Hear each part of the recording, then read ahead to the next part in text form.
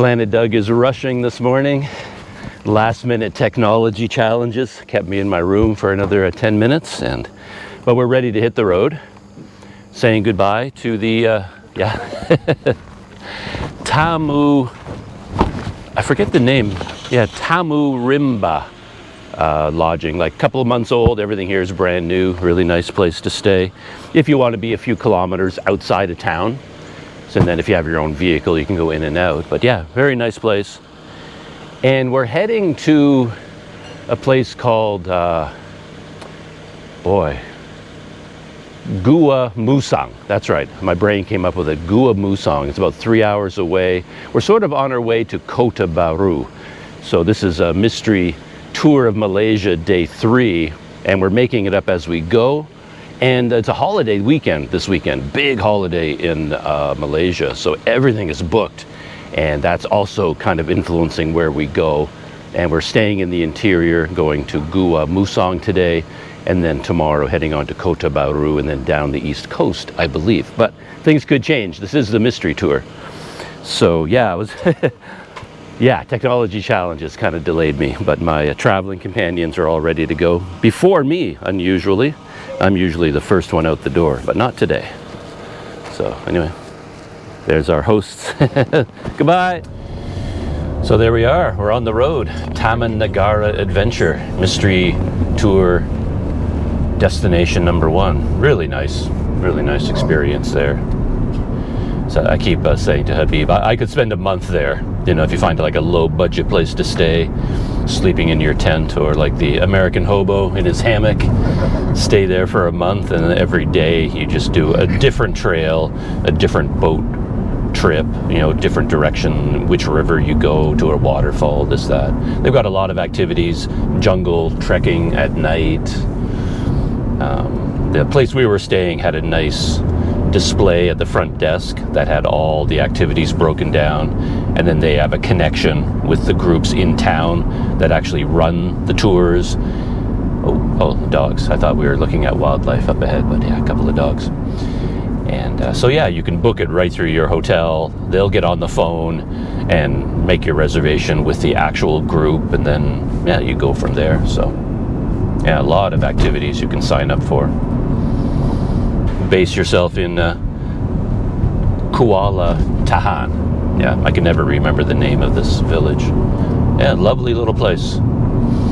And as I just mentioned, our hotel there was a little bit outside of town, which you can do if you have your own vehicle. You can go in and out, but they have a lot of accommodation right at the riverfront, right at the Jetty area. And if you stay there, you can just walk to the river at any time. Yeah, nice little place. I was very impressed with Kuala Tahan. I would recommend it. I would definitely go back if I had the chance, and yeah, very cool. But anyway, we're back on the road again. And nice view up ahead. And it could be, depending on how, we'll probably stop here and there, but if you just drive, maybe a 3-hour drive to get to Gua Musang. I'm having trouble with that name as well. That's where we're going to be spending the night tonight. We're not far from Kuala Tahan, just starting our drive, but we went over this big bridge and a gorgeous river here. So just hopped out of the car to check it out. This is the Tekai River. And on Google Maps, you look at it, it actually kind of looks like a small river that feeds into the big one. Why can't I remember names in Malaysia? The Tembeling River, whatever the name is. But so this is like a small tributary of the larger river, and yet when we went over it, it seemed to be flowing really high, or at least it looked really wide to me, put it that way. It was a bigger river than I expected. But yeah, this is the scenery up in this area. Just gorgeous. Very wild. You can see how dense the rainforest is on both sides there. That's one thing I just can't get over with these rainforests. Like, can you imagine that you're on foot and you want to walk over that hill directly ahead of me? How in the world do you get through that dense foliage. And I keep hearing that there's so many leeches here in this rainforest. So if you go into that bush, you're going to come out covered in leeches. But I didn't see any. The little hiking that we did here, the river stuff that we did, I didn't see any leeches at all. But look at that. It's just gorgeous. The word lush doesn't seem strong enough.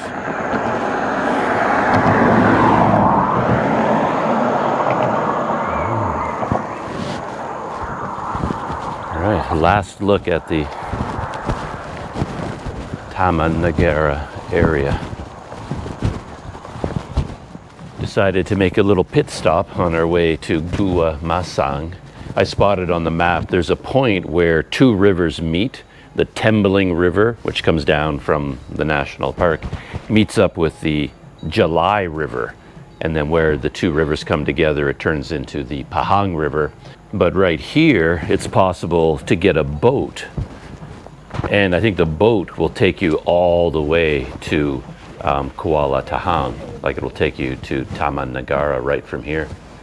So I think people in Kuala Lumpur will buy a ticket, a tour, and they come up here by car or by bus, by van or something. And then here they get on a boat and they can go all the way up to Taman Negara by boat from this point. I just thought that was interesting. So I just wanted to come down and take a look at the jetty. Look how fast the water is moving. This is the July River over here on the left, I think. Yeah, and that's the Tembeling over there. And then they're meeting. And then it becomes the Pahang. I was just saying to Habib that everything here in Malaysia right now seems so quiet to me compared to Sumatra, where I just came from. Like here, we've got a jetty, rivers, a shoreline, and there's nobody here, like not a soul. In Sumatra, it'd be fishing boats everywhere. There would be people everywhere, cooking food, selling things. There'd be all kinds of activity. But Malaysia, much quieter place. Very serene here. You can hear the wood of the gangway squeaking. A floating jetty.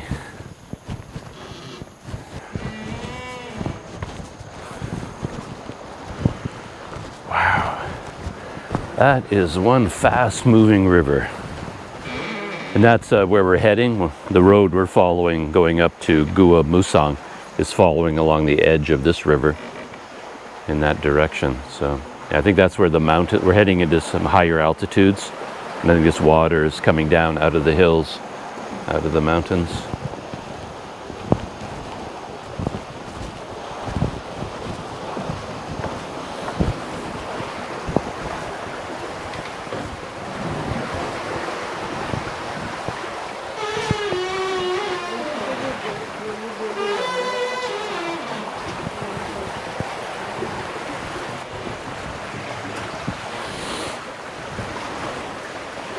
This water level seems very high. You can see some buildings there on the shore, and the water's gone right up to the buildings. Could be flooding them. Wow, that is something else.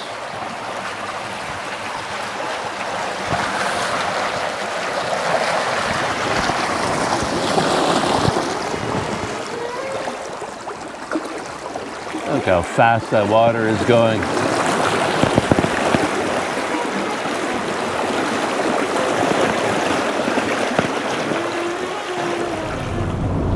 We're, I don't know, 50, 60 kilometers away from Gua Musang.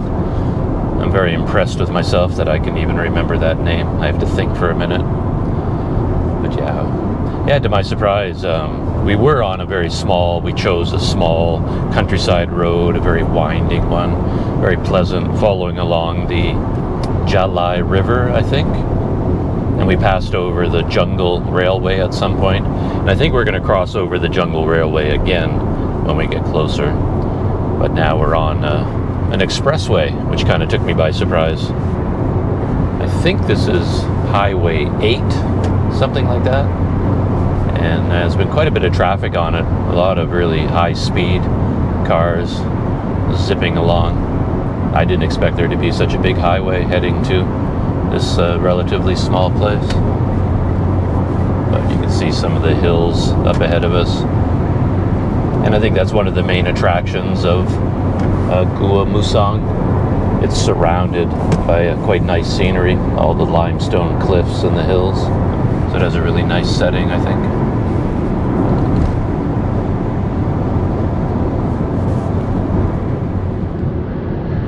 There's quite a scenic spot on the way to Gua Musang.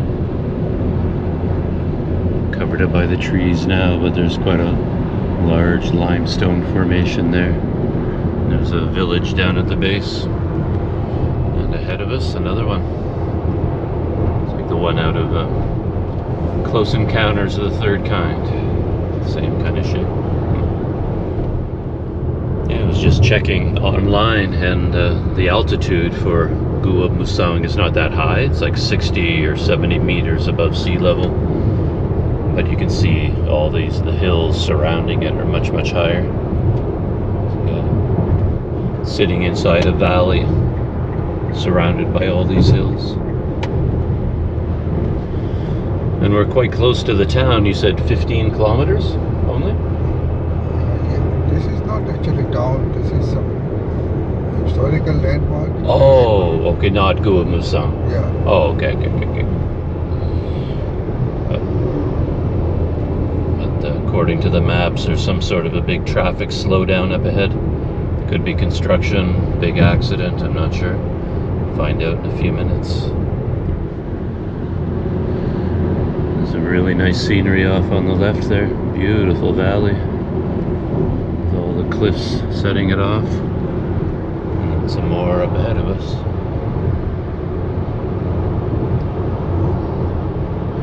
And the internet just told us there's an hour, 11-minute congestion up ahead, but still don't see anything, but find out what that's all about.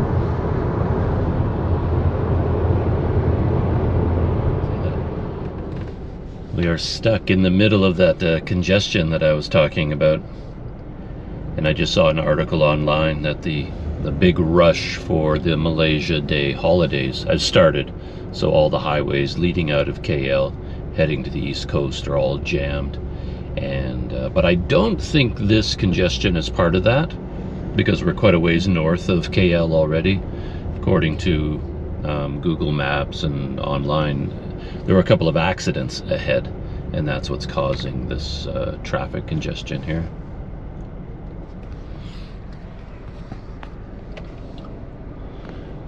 There's the highway ahead of us, nothing but red brake lights. We're just creeping forward a little bit at a time. Saying it's about an hour and a half to get to Gua Musang. Time for another trip update. We are still not moving, really. It's been like an hour, and we've gone maybe a kilometer and a half, maybe. There's a sign on Google Maps that's marked as like a historic landmark, and we were thinking, oh, what's this all about? But it turns out it's just a sign that marks the boundary between Kelantan and Pahang states, and people stop beside the sign and they take pictures with their motorcycles and things like that, and I guess that's why it became famous.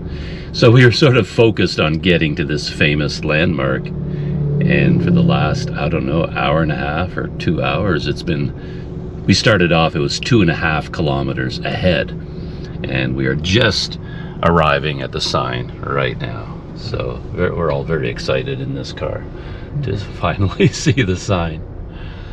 But I guess it's quite a scenic spot with the limestone hill behind it as well. But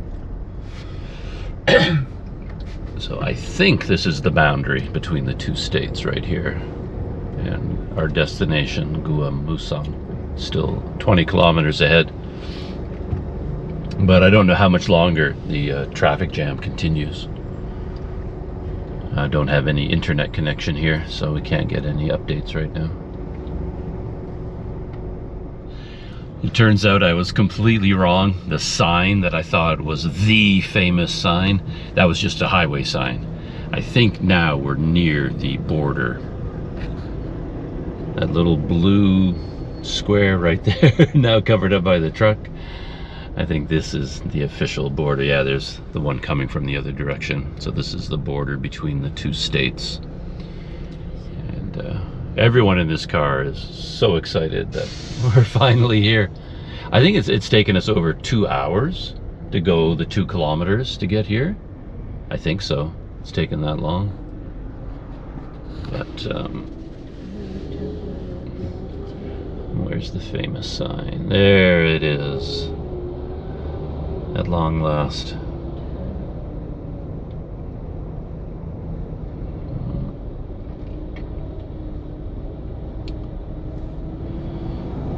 And we saw some information on Google Maps that this might all be caused by bridge construction. There might be a bridge up ahead of us that they're working on, and they're only letting traffic through one direction at a time. But we don't know that for sure. It's just a guess. Hopefully when we get to the end of this, we'll find out what it was that caused all this. It has to be something specific. This can't be just traffic slowdown.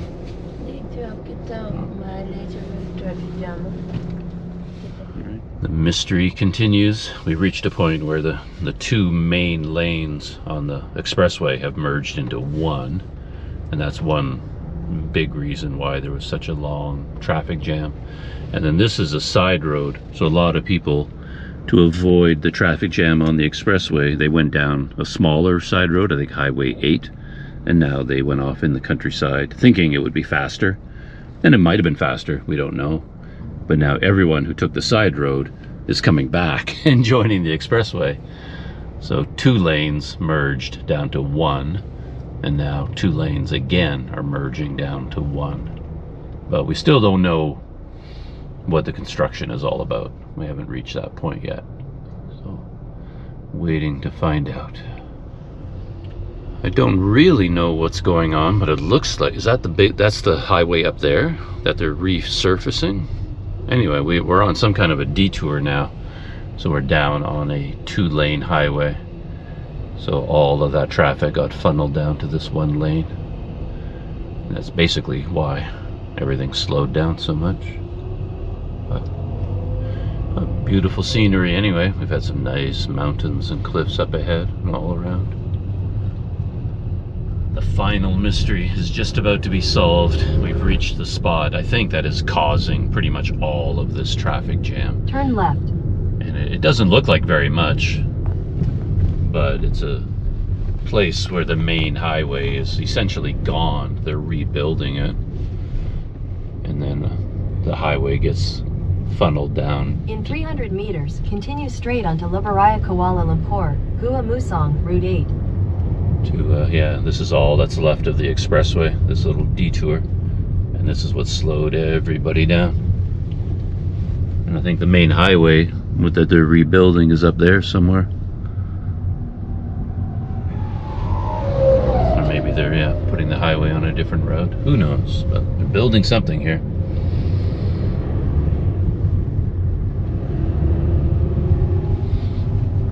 Yeah, that's where we are there. And by the time we get to the blue, things should loosen up a little bit. I can't believe we made it. You know, started to think it's never. Onto Liberia, Kuala Lumpur, Gua Musang, Route 8. It's never going to end once you get into one of those traffic jams. You think it's going to go on forever. Continue on Route 8 for 6 kilometers. All right. We're zooming along now. What a difference. And all right, here's the setting for Gua Musang. Yeah, I was just saying to Habib that I'd never even heard of this town before until he suggested on our mystery tour could take us through this town. I'm glad he suggested it, because look at that. I had no idea all this was up here.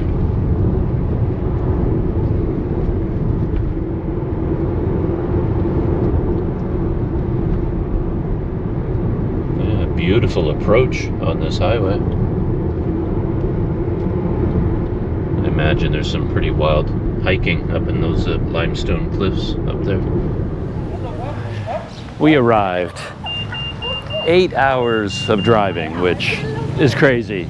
The plan was never to do anything like that on this trip, but traffic conditions, yeah, 8 hours to get here. And we just arrived. It's after 6 o'clock at night.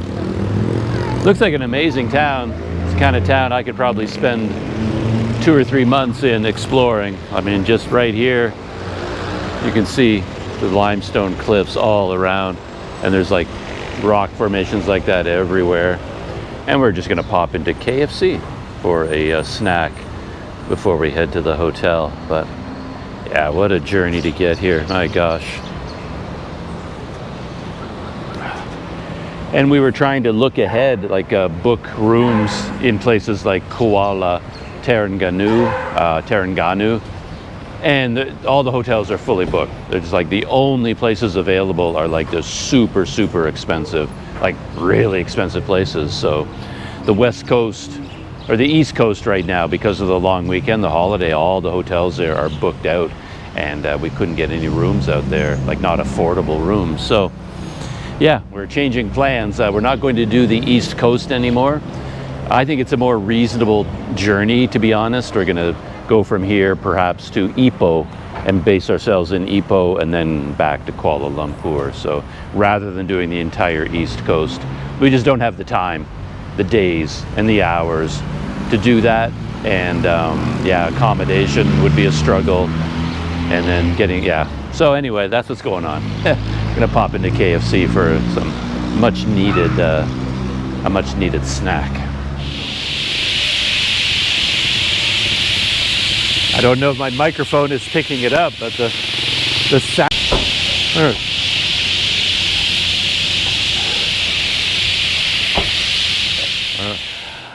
I left those 2 little video clips in of the loud sound of the birds because I want you to feel my pain, because it's incredible. Like at the end of the day, long day, and you want to shoot just like a closing minute of video to wind up the day's events, that's when the battery dies in your GoPro every time. It's like you just get to the hotel, you just get to your destination. All I want to do is say, that's the end of the day, see you in the next video, and that's when the battery dies. And yeah, we had a huge feast. I mean, you've never seen 3 people eat as much KFC as the 3 of us did, because we were stuck in traffic today for, I mean, we were driving for 8 hours. Like, how can you drive in Malaysia for 8 hours? Honestly, that's Canada driving. We're going across Canada from the Atlantic Ocean to the Pacific Ocean. That's 8 hours is a normal day in Canada for driving, and in the United States. But here in Malaysia, I don't know, 8 hours seems like a very long time. And the original plan, to be honest, was sort of like hit the road. It was going to take us 3 hours to get here, and then we're going to have all the rest of the day to go out exploring, because we're only here for 1 night before moving on. So that was the idea, to get here by noon and then go out and explore the city. But we didn't get here until now, which is like 8 o'clock at night. 7:30, 8 o'clock at night. Anyway, yeah, that was a long day, long, hard drive, stuck in, like, literally not moving for what might have been 3 hours in that congestion. Just, we stopped dead. And then you just inch forward a little bit, and it went on for hours. We were so backed up. And I guess it was a combination of the construction, but also the higher levels of traffic, because the holidays are starting. Today would have been a big day for people leaving Kuala Lumpur. So yeah, we were just stuck out there on that highway for what felt like forever. So when we hit KFC, we hit it like a ravenous horde. We deserved a good meal, and we had one there. Got the big cup of mashed potatoes with cheese, the huge tub of coleslaw, then all the sandwiches, and then all the chicken, the big bucket of many, many pieces, and we just worked our way through the whole thing. At least I did. I certainly did my part when it came to eating the KFC feast. But now we're here at the end of the day, and I'm done for the day. It is about, like I said, 7:30, 8 o'clock, closer to 8 now, I think. And, you know, a normal person maybe is going to go out and go crazy with the nightlife of Gua Musang, but not me. I'm done for the day. I'm not leaving this room again. We're at the Mines Hotel. I guess that's a nod to the history of this area with a lot of tin mines and gold mines, I'm assuming. But yeah, little room tour, not much of a room tour. There's the beds. There's me. Most important thing, the air conditioner is blowing out a lot of cold air. Hot water here in the shower, in the bathroom. There's me again in the other mirror. So yeah, that's your room tour. This door though, I swear it weighs 8,000 pounds. It takes all the weight of my body to swing it open. And I already accidentally let go of it once, and it closed like it was gonna take down this entire wall. So you gotta be careful with that door, let me tell you. Oh, so that is it. Lesson of the day, if you're leaving from Taman Negara, don't do it the first day of a weekend holiday. Just stay where you are. If you've got a place to stay, just hunker down and stay there. Don't move on, because everywhere you're going to go, the hotels are going to be fully booked. Everything is going to be sold out. So if you've got a place, stay in that place. And the other lesson is, don't take the highway that is under construction. That's a rookie mistake number 2. So yeah, learn from my mistakes. Yeah, it's quite an interesting day though. It's always interesting, even if you're stuck in traffic for hours at a time. There's beautiful scenery along the way, and we saw some interesting sights to get here. And for me, it's a very interesting car tour, because I do plan, hopefully the rains will allow me to set off on a bicycle trip around Malaysia. And then I didn't even know this city existed, but now that I know, and we're going to be driving from here to Ipoh tomorrow, and we're going to be going down Highway 185, which ought to be amazing, because that's a highway I picked out that I wanted to ride my bicycle on. So I'm sort of getting the lay of the land. I'm sort of getting to know the Malaysian countryside better on this car tour, learning about what's out there, what life is like outside of Kuala Lumpur, basically. So yeah, it's been very interesting from that perspective. So anyway, that is it. Shutting down. I'm so tired. I can hardly even keep my eyes open. I just have to take a shower and lie down for a bit. So yeah, let me go and do that.